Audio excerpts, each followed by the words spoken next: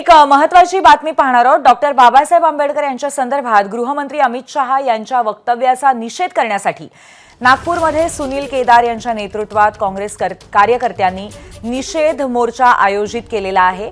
काही दिवसांपूर्वी आक्षेपार्ह असं विधान केलं होतं। अमित शहा यांनी डॉक्टर बाबासाहेब आंबेडकर यांच्या संदर्भात त्याच्यावरनं गेले काही दिवस सातत्याने आरोप प्रत्यारोप सुरू आहेत आणि आपण पाहतोय नागपुरातली ही दृश्य। सुनील केदार यांच्या नेतृत्वामध्ये आज काँग्रेसचा निषेध मोर्चा सुरू आहे।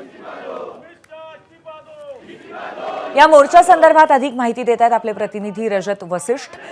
रजत, काँग्रेसने आधीच इशारा दिला होता की जिल्हानिहाय जिल्ह्यामध्ये अशा पद्धतीचा निषेध केला जाईल आणि त्याची सुरुवात कुठेतरी आपण नागपूरमध्ये बघतोय। रजत, नक्कीच आज नागपूरमध्ये जिल्हा परिषद उपाध्यक्षांचा जो बंगला आहे त्या ठिकाणी काँग्रेसचे कार्यकर्ते गोळा झाले आणि तिथून मोर्चाला सुरुवात झाली। सध्या जिल्हाधिकारी कार्यालयामध्ये हा मोर्चा पोहोचलेला आहे आणि माजी मंत्री सुनील केदार यांच्या नेतृत्वात निघालेल्या या मोर्चामध्ये काँग्रेसचे ग्रामीण भागातील लोकप्रतिनिधी मोठ्या संख्येने सहभागी झालेले आहे आणि जोरदार घोषणाबाजी जी आहे ती सध्या जिल्हाधिकारी कार्यालयाच्या समोर केली जात आहे।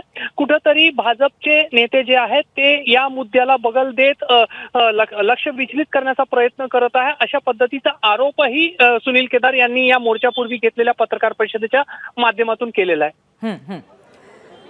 धन्यवाद रजत आपण दिलेल्या माहितीबद्दल। आपण ही दृश्य पाहतोय नागपूरमध्ये काँग्रेसचा निषेध मोर्चा सध्या सुरू आहे। अमित शहांच्या वक्तव्याविरोधात काँग्रेसचा निषेध मोर्चा आहे। सुनील केदार यांच्या नेतृत्वामध्ये या मोर्चाचं आयोजन करण्यात आलंय। एबीपी माझा, उघडा डोळे बघा नीट।